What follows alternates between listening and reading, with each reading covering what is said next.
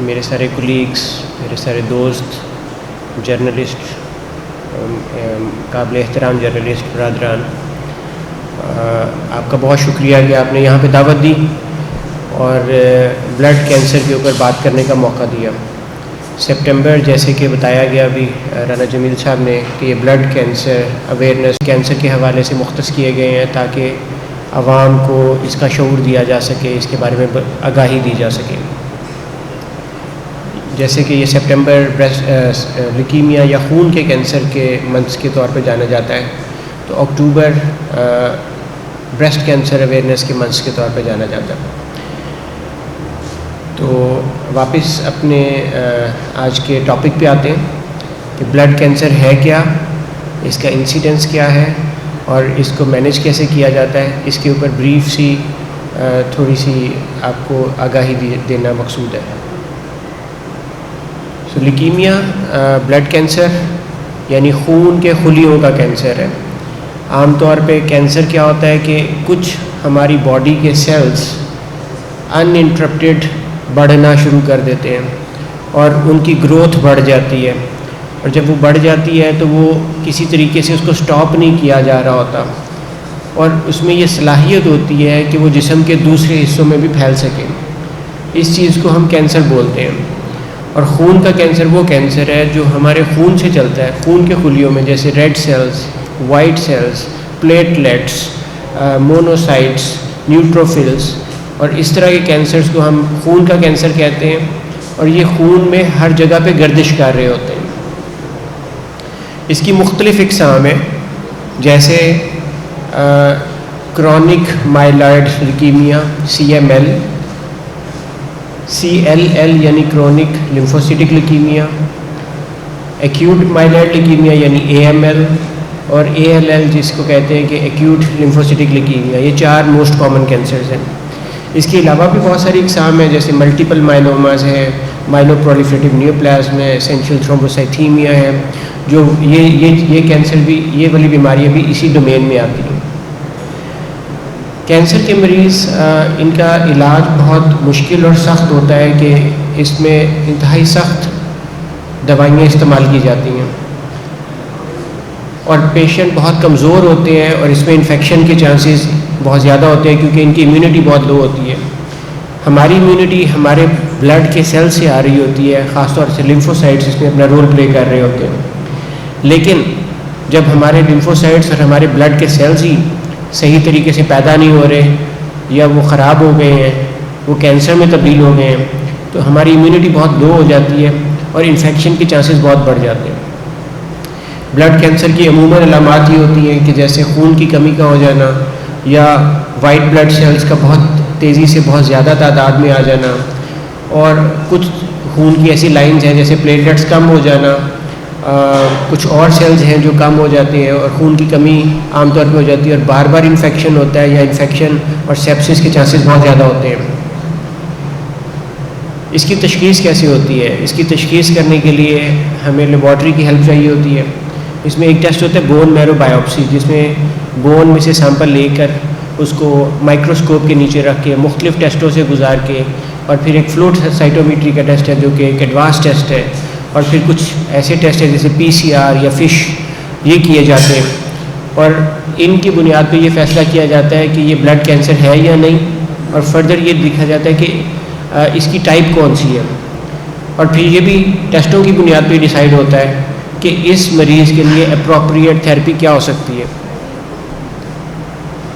जब लेबॉर्ट्री में इसका डायग्नोसिस बन जाता है और इसकी तशख़ीस के बाद मालूम हो जाता है कि इस मरीज़ को यह दवा देनी है, तो आम तौर पे एक्यूट ल्यूकीमिया में मरीज़ को लंबे अरसे के लिए दाखिल रखना पड़ता है और सख्त इलाज किया जाता है, जिसमें कीमोथेरेपी से इंतहाई सख्त इलाज है, और इसके अलावा कुछ टारगेटेड थेरेपीज़ अवेलेबल हैं जो कि इस्तेमाल की जाती हैं, उससे प्रोग्नोसिस बेहतर हो जाता है। इसके अलावा कुछ ऐसी बीमारियां हैं जिसमें ओरल टैबलेट्स अवेलेबल हैं, जैसे CML और CLL। इसमें कुछ ऐसी दवाइयां आ गई हैं जो बहुत इफ़ेक्टिव हैं। ये टारगेटेड थेरेपीज़ हैं, ये स्पेसिफिक थेरेपी, इनके साइड इफ़ेक्ट्स बहुत कम हैं, और इसके साथ लंबे अरसे तक के लिए मरीज़ की बीमारी कंट्रोल में रहती है।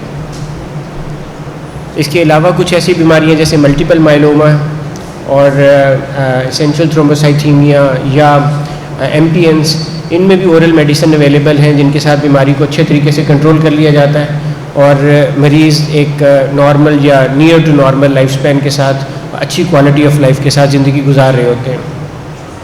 पाकिस्तान में हर साल 8,000 या इससे ज़्यादा मरीज़ों को ब्लड कैंसर के साथ डायग्नोज़ किया जाता है और बच्चों की बड़ी तादाद है जो कि ब्लड कैंसर के साथ डायग्नोज़ हो रही होती है। पाकिस्तान में बच्चों में सबसे ज़्यादा पाया जाने वाला कैंसर ब्लड कैंसर है। एडल्ट्स में भी ब्लड कैंसर की तादाद काफ़ी ज़्यादा है और बहुत सारे मरीज़ हमारे पास इसके इलाज और इसके दाखिले के लिए हमारे पास आ रहे होते हैं और अच्छा इलाज अगर मिल जाए तो मरीज़ के सेहत याबी के इम्कान भी बहुत अच्छे होते हैं।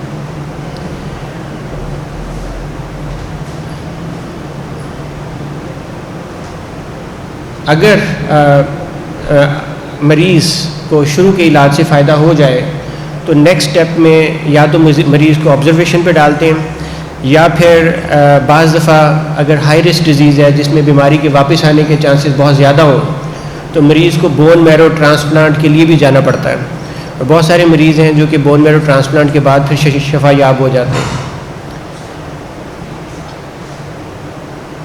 ऐसे मरीज़ों का फिर लॉन्ग टर्म फॉलोअप हमारे साथ चलता रहता है और उनके जो मसाइल या जो कैंसर से रिलेटेड ना भी हों तो उसके लिए मरीज़ हमारे साथ फॉलोअप पे रहते हैं और कुछ मरीज़ों की बीमारी वापस भी आ सकती है और कुछ लोग ऐसे हैं जो मुकम्मल तौर पे शफा याब हो जाते हैं।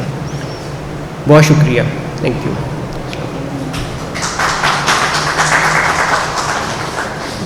और इस मुहिम का हिस्सा बने। अस्सलाम वालेकुम। अभी प्रोफेसर अब्बास ने बहुत वाकई में जामे अल्फाज में जो है आपको ब्लड कैंसर के बारे में पूरी आगाही दी है। इन्हीं की बात को मैं आगे बढ़ाते हुए बताती हूँ कि हमारे यहाँ जब ब्लड कैंसर को किसी को भी बताया जाता है, ज़्यादातर केसेस में यही होता है कि पेशेंट किसी भी मसले के लिए जाता है, उसका कोई CBC का टेस्ट करवाया जाता है, CBC की रिपोर्ट देख के उसको कोई भी डॉक्टर या इवन लेबॉर्ट्री के जो टेक्नीशियन होते हैं वो कहते हैं कि जी आपको ब्लड कैंसर है। ये लफ्ज़ सुनते ही जो पेशेंट है वो फ़ौरन परेशान हो जाता है कि शायद मैं अब मरने वाला हूँ। ज़्यादातर केसेस में मरीज़ को बस यही लगता है कि अब मैं ठीक नहीं हूँगा। अच्छा, जैसे डॉक्टर अब्बास ने बताया कि ब्लड कैंसर ज़्यादातर लोगों के लिए जानना ये ज़रूरी है कि ब्लड कैंसर की मुख्तलिफ़ इक़साम हैं। चंद इक़साम ऐसी हैं कि बहुत तेज़ी के साथ बढ़ती हैं, लेकिन जैसे कि एक्यूट लिम्फोब्लास्टिक ल्यूकीमिया है, एक्यूट माइलॉइड ल्यूकीमिया है, लेकिन इनका जो बहुत तेज़ी के साथ बढ़ने वाली, इनमें अगर बर वक्त उसी वक्त इलाज शुरू हो जाए तो जितनी तेज़ी के साथ ये कैंसर्स बढ़ते हैं उतनी ही तेज़ी के साथ इनमें ठीक होने की भी जो है मौजूद है, ऑप्शंस मौजूद है। कीमोथेरेपी के साथ आम तौर पे तकरीबन जो ये एक्यूट लिम्फोब्लास्टिक ल्यूकीमिया से 70% केसेस में इनके ठीक होने का इम्कान है, जबकि जो एक्यूट माइलॉइड ल्यूकीमियाज हैं वो 30% तक चांस होता है कि ये बेहतर हो जाए मेडिसिन के साथ। अगरचे कि वापस आने का इम्कान मौजूद होता है, लेकिन जो हाई रिस्क पेशेंट्स होते हैं उनमें बोन मैरो ट्रांसप्लांट की ऑप्शन मौजूद होती है।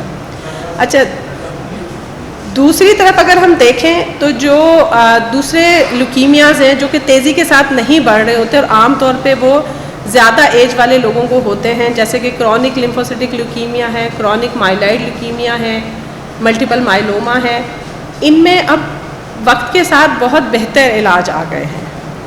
इन इलाज से तकरीबन 80 से 90% पेशेंट्स जो हैं वो ठीक हो जाते हैं, बशर्ते कि बर वक्त उनका इलाज किया जाए, क्योंकि कई केसेस में ये होता है मरीज़ को बहुत देर से लाया जाता है और उस वक्त तक इन्फेक्शंस का, जैसे कि डॉक्टर अब्बास ने बताया कि ये पेशेंट जब इनकी तशख़ीस होती है उससे पहले ही इम्यूनो कम्प्रोमाइज़्ड होते हैं, इनमें इन्फेक्शंस के रिस्क ज़्यादा होता है। हमारी सोसाइटी ओवरऑल ही हम बहुत ज़्यादा इन्फेक्शंस का सामना कर रहे होते हैं, तो किसी को TB डायग्नोसिस के बाद ट्यूबरकुलोसिस हो जाती है, निमोनिया के साथ पेशेंट्स आते हैं। अनटिल अनलेस के पेशेंट कोई बहुत एडवांस इन्फेक्शन के साथ ना आए, जो क्रॉनिक ल्यूकीमियाज हैं, जो स्लो ग्रोइंग ल्यूकीमियाज या ब्लड कैंसर्स हैं, उनमें ठीक होने के इम्कानात ज़्यादा बेहतर होते हैं। अब बहुत सारी ऐसी मेडिसिन आ गई हैं, कुछ यहाँ तक कि कुछ कीमोथेरेपी के बगैर भी हैं, क्रॉनिक ल्यूकीमियाज में कई ऐसी मेडिसिन है जो कीमोथेरेपीज़ नहीं हैं, क्योंकि अभी तक हमारे यहाँ एक खौफ होता है कि जी हर चीज़ के लिए कीमोथेरेपी है। अब बहुत सारे जदीद इलाज आ गए हैं और पाकिस्तान में भी इनमें से काफ़ी सारे अवेलेबल है, लेकिन ज़रूरत इस बात की है कि लोगों में ये शऊर हो कि अगर आपको पता चला है तो बजाय इसके कि आप कोई ओवर द काउंटर मेडिसिन लेने के या दम दरूद से उसको ठीक करवाने के, आप इलाज के लिए मुनासिब जगह जाएं। अगरचे कि जो ब्लड कैंसर्स हैं हम देख रहे होते हैं तो हमें लगता है कि शायद हर दूसरे बंदे को ब्लड कैंसर है, लेकिन ओवरऑल जो ब्लड कैंसर्स हैं वो कम शरह में हैं। मुख्तलिफ़ जगहों पे इसकी कोई, अगर हम ग्लोबल स्टैटिस्टिक्स की भी बात करें तो कहीं पे इनको 6%, WHO इसको 6% तक कोट करता है, जबकि दूसरी जगहों पे कहीं पे इनका जो शरह है वो 3.4%, 3.5% है। डिफरेंट सोसाइटीज़ में ये डिफरेंट हैं। जो चीज़ें ज़्यादा इसकी कॉज होती हैं बच्चों में, अगर हम बात करें तो आम तौर पे जो जेनेटिक चेंजेस हैं उनकी वजह से ये कैंसर्स आते हैं, जबकि अगर हम बड़ों में बात करें तो उसमें फिर मल्टीपल फैक्टर्स हैं जो कि ये कॉज करते हैं, जैसे कि स्मोकिंग हो गई, ओबेसिटी हो गई, ये भी रिस्क फैक्टर्स में आते हैं। लेकिन ज़्यादातर एक्सपोजर टू केमिकल्स, रेडिएशन, ये चीज़ें ज़्यादा इस चीज़ का बाइस बनती हैं कि किसी को ब्लड कैंसर हो। लेकिन बुनियादी तौर पे ये कहना है कि किसी पेशेंट को क्यों हुआ है कोई भी किस्म का ब्लड कैंसर, ये मुश्किल होता है। अक्सर लोगों का सवाल होता है जब भी किसी को तशखीस हो कि जी हमें ये कैंसर क्यों हुआ, जबकि हमारे इर्द गिर्द दूसरे रहने वाले हमारे सिबलिंग्स वो सब ठीक है, हमें क्यों हो गया। इसका किसी के पास भी कोई जवाब नहीं होता, क्योंकि कुछ लोग थोड़े हाई रिस्क पे होते हैं, वो अगर उसी एक्सपोजर के साथ हों जो कि दूसरा नॉर्मल बंदा है उसको हो सकता है, दूसरे को नहीं हो सकता। लेकिन जो मैसेज है वो ये है कि आज के टाइम में जो ब्लड कैंसर्स हैं उनमें से मेजॉरिटी क्योरेबल हैं, लॉन्ग टर्म उनका फॉलोअप ज़रूरी होता है। अगर रिलैप्स भी करते हैं तो दोबारा उनको ट्रीट किया जा सकता है, बशर्ते कि हमारी जो फैसिलिटीज़ मौजूद हों। हमें जो है गवर्नमेंट से ही रिक्वेस्ट करनी है कि इन पेशेंट्स को जो है ट्रीटमेंट देने के लिए जो फैसिलिटीज़ को बेहतर किया जाए, क्योंकि इनकी जो तरीका इलाज है वो उसमें भी पेचीदगियाँ हैं। अगर ये कैंसर पेचीदा है तो इसके जो तरीका इलाज है उसमें भी पेचीदगियाँ काफ़ी आती हैं। पेशेंट्स को अगेन इन्फेक्शंस का रिस्क बहुत ज़्यादा हाई होता है और उस टाइम पे पेशेंट को सपोर्टिव मेडिसिन की ज़रूरत है, लॉन्ग टर्म एडमिशन की ज़रूरत है।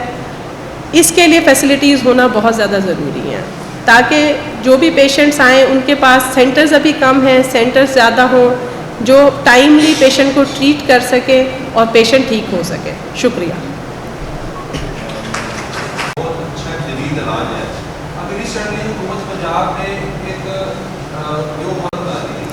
अच्छा, ये वाकई में काफ़ी इंटरेस्टिंग क्वेश्चन है, क्योंकि अभी यहाँ आने से पहले भी हम इसी के ऊपर डिस्कशन कर रहे थे। बेसिकली आप लोग जिस मशीन की बात कर रहे हैं वो मशीन आप लोगों ने न्यूज़ में भी सुना होगा कि 3 सेंटीमीटर तक का जो ट्यूमर है, 3 से 4 सेंटीमीटर तक का ट्यूमर, एक ही जगह पे ट्यूमर हो। ब्लड कैंसर उन चीज़ों में नहीं आता। ब्लड कैंसर जो है आपकी बोन मैरो से अराइज करता है और वो पूरे ब्लड में ब्लड सेल्स होते हैं, तो वो उस मशीन से उसका इलाज मुमकिन नहीं है। रिगार्डिंग जो दूसरे ट्यूमर में इसी फॉरम की तवज्जुह से ही आप लोगों को बताना चाह रही हूँ ताकि आप भी आगे इस बात को कन्वे कर सकें कि वो वाले कैंसर के पेशेंट जिनमें 3 से 4 सेंटीमीटर का एक ट्यूमर है और वो अप्रोचेबल है इजीली, सिंगल साइट हो, 3 से 4 सेंटीमीटर का हो और अप्रोचेबल हो, उन पेशेंट्स की ट्रीटमेंट इस मशीन के ज़रिए है, पॉसिबल है। लेकिन जहाँ तक बात है ब्लड कैंसर्स की, उनके लिए हमें कोई ना कोई मेडिसिन, सिस्टेमिक थेरेपी, कीमोथेरेपी, जो टैबलेट्स हैं कीमोथेरेपी की या नॉन कीमोथेरेपी टारगेटेड थेरेपीज़ हैं वो ही दी जाती है। नहीं, यही एक्चुअली ये जो सर्वाइवल कैंसर वैक्सीन है ये आज से तकरीबन 20 साल पहले जो है आई थी। अनफॉर्चुनेटली पाकिस्तान में बहुत देर हो गई है। अगर आप स्टैट्स देखें तो ऑस्ट्रेलिया, न्यूजीलैंड और कुछ और मुल्कों में सर्वाइकल कैंसर अब तकरीबन ना होने के बराबर है उसका इंसिडेंस, जिसकी वजह ये वैक्सीन है। ये वैक्सीन बेसिकली जब लड़कियों को ख़ास तौर पे अर्ली एज से मुराद है क्योंकि मैरिटल स्टेटस से पहले अगर दी जाए, ये बहुत इफ़ेक्टिव वैक्सीन है। आबादी से नहीं रुकेगी, फर्टिलिटी पे इसका कोई इम्पेक्ट नहीं है। ये बेसिकली एक वायरस, ह्यूमन पेपिलोमा वायरस के लिए यूज़ होती है, क्योंकि इस तकरीबन मोर देन 70% केसेस जो सर्वाइकल कैंसर के हैं वो इस वायरस से रिलेटेड हैं। ये जैसे हम दूसरी वैक्सीनेशंस करवा रहे हैं, देखें आप, हम सबको ये पता है, हम उस जनरेशन से ताल्लुक़ रखते हैं जिन्होंने पोलियो के ड्रॉप्स लिए हैं, और हमें पता है कि पोलियो किस तरह से ड्रास्टिकली कम हुआ। उससे पहले आपके जो दूसरी जो इन्फेक्शंस थी, हमारे बहुत सारे पहले डेथ्स हो जाती थी अर्ली इन्फेंसी में डिफरेंट इन्फेक्शंस की वजह से। इवन जब से हेपेटाइटिस बी वायरस वैक्सीनेशन जो है इंक्लूड हुई है EPI सिस्टम में, हमारे यहाँ हेपेटाइटिस बी की प्रेवलेंस कम हो गई है। ये वैक्सीन भी सेम है, इसके ऐसे कोई मनफी असरात नहीं हैं। मैं भी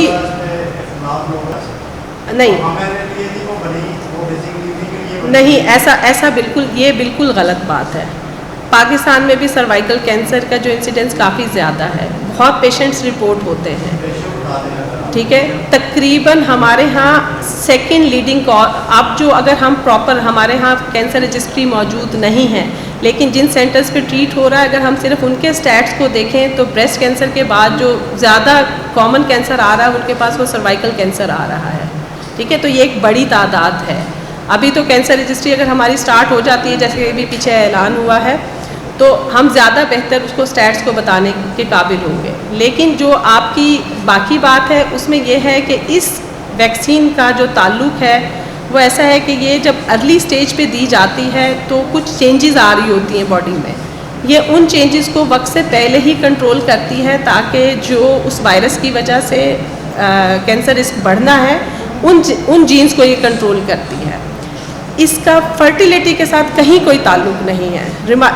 दूसरी जो बात है ये थोड़ी सी कंट्रोवर्शियल हो जाएगी, आई डोंट नो कि ये फॉर्म ठीक है कि नहीं है।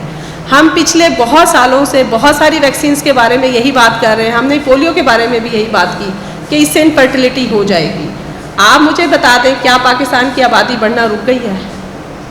तो ये मिथ्स ऐसी हैं, ये ऐसी मिथ्स हैं जिनका कोई वजूद नहीं है। सिर्फ हम कोई भी जो बेहतर काम होने के लिए जा रहा होता है उसमें हम ज़रूर कहीं ना कहीं कोई ना कोई नेगेटिव बात फैला रहे होते हैं, जिसको कि हमें सख्ती से, हम जो लोग थोड़ा पढ़ रहे होते हैं, हमें रिसर्च करनी चाहिए। सुनी सुनाई बात पे, सोशल मीडिया की बात पे इसको बिलीव नहीं करना चाहिए, हमें फैक्ट्स को रिसर्च करना चाहिए। हमें देखना चाहिए कि क्या दुनिया में जिनको लग रही है उनके कितने लोगों को, आपका क्या ख्याल है यूरोप में, अमेरिका में वो लोग बच्चे पैदा नहीं करना चाहते? अगर ऐसा कोई प्रॉब्लम होता तो वो तो इसको बहुत पहले से ही इसको बंद कर चुके होते हैं, ठीक है। अच्छा, अगेन वही चीज़ है कि बहुत सारे रिस्क फैक्टर्स हैं जो कैंसर कॉज करते हैं, ठीक है। लेकिन किसी एक पर खाने पीने की, पानी, इवन हम कोई चीज़ हमें प्योर नहीं मिल रही। आप अगर दूध भी घर में मंगवा रहे हैं तो वो भी केमिकल से ही भरा हुआ है। ये बहुत सारी चीज़ें हैं जिसकी वजह से अब हमारे यहाँ कैंसर की शरह बहुत ज़्यादा बढ़ रही है। इस पे हमारी कम्युनिटी में ऐसी क्या चेंजेस आ रही हैं, किन एरियाज़ में किन चीज़ों से एक्सपोजर मिल रहा है पेशेंट को जिसकी वजह से वहाँ पे कैंसर। एक्सरसाइज और को अपना जो है रूटीन में शामिल करें तो शायद बहुत सारे लोग हेल्दी लाइफस्टाइल के साथ जो है इसको कंट्रोल कर सकते हैं, क्योंकि बेसिकली जो कैंसर है ना, ये हमारी इम्यूनिटी का एक इम्बैलेंस है। हर इंसान में कहीं ना कहीं सेल्स की जो तोड़ फोड़ हो रही है उसमें कैंसर का रिस्क बढ़ रहा होता है, ठीक है। लेकिन मेजॉरिटी में ये होता है कि बॉडी का अपना ही इम्यून सिस्टम जो होता है उन सेल्स को ओवरकम कर लेता है। कैंसर उस वक्त राइज करता है जब ये इम्यून सिस्टम जो है ये वीकन होता है। जहाँ पे ये वीक हुआ कैंसर बढ़ जाएगा। तो आपकी इम्यूनिटी बूस्ट होगी किन चीज़ों से? हेल्थियर फूड खाने से होगी, एक्सरसाइज करने से होगी, और स्ट्रेस फ्री थोड़ी सी लाइफ। हम लोगों की लाइफ भी बहुत ज़्यादा स्ट्रेस में आ गई है, तो जो चीज़ें हमारी इम्यूनिटी को बेहतर रख सकती हैं वो चीज़ें हमें कैंसर से बचा सकती हैं। रशिया ने दावा किया कि ये हम मेडिसिन लेके आ गए हैं मार्केट में कैंसर वैक्सीन जी बिल्कुल। कितने उनकी कारगर देखें अभी जो है वो अभी एक पाइपलाइन में, अभी वो क्लिनिकल रिसर्च में है, उनकी क्लिनिकल रिसर्च कामयाब हुई है, अभी वो पब्लिश होगी और उसमें जो बताया जा रहा है वो उसमें अभी टाइम लगेगा, क्योंकि वो उसकी जो टेक्नोलॉजी है उसको आम होते टाइम लगेगा।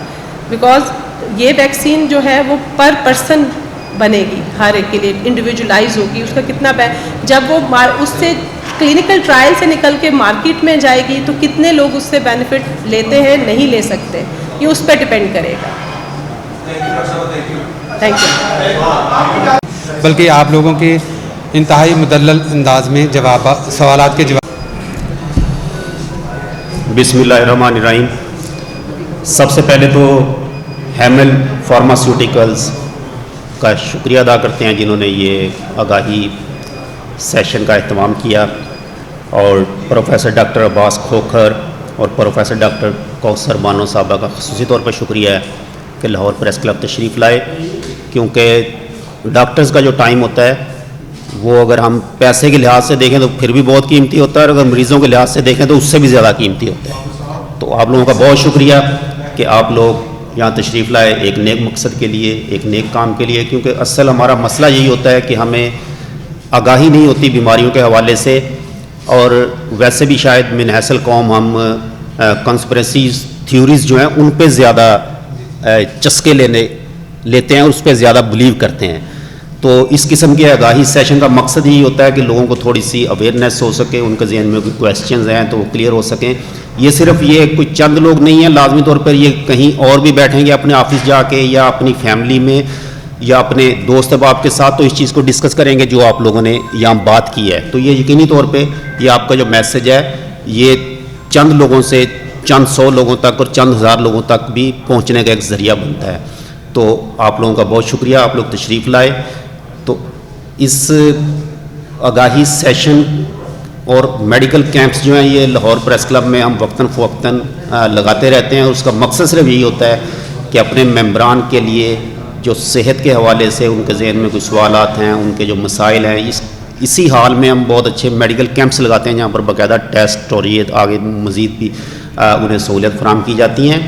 और अगर हमारा हैमल फार्मास्यूटिकल के साथ वैसे भी MOU भी है, उनकी दवाइयों अद्वियात जो इनकी हैं उस हवाले से कि अगर हमारे कोई नीडी ऐसे दोस्त जो वो दवाई इस्तेमाल कर रहे हैं उनकी, तो उनके लिए भी ख़ुसूसी तौर पर तकरीबन 1 साल से ये चीज़ चल रही है। तो हमारी कोशिश होगी कि आप लोग वक्तन फ़वक्तन तशरीफ़ लाएँ, आप या आपके मज़ीद दोस्त जो दीगर बीमारियों के हवाले से भी हम इस पर बात कर सकें। लाहौर प्रेस क्लब के दरवाज़े हमेशा आपके लिए खुले हैं, आप वैसे भी आना चाहें मोस्ट वेलकम जब, और अगर इस किस्म के सेशन करें तो हमें ज़्यादा खुशी होगी। तो मैं बहुत शुक्रगुज़ार हूँ आपको। Thank you.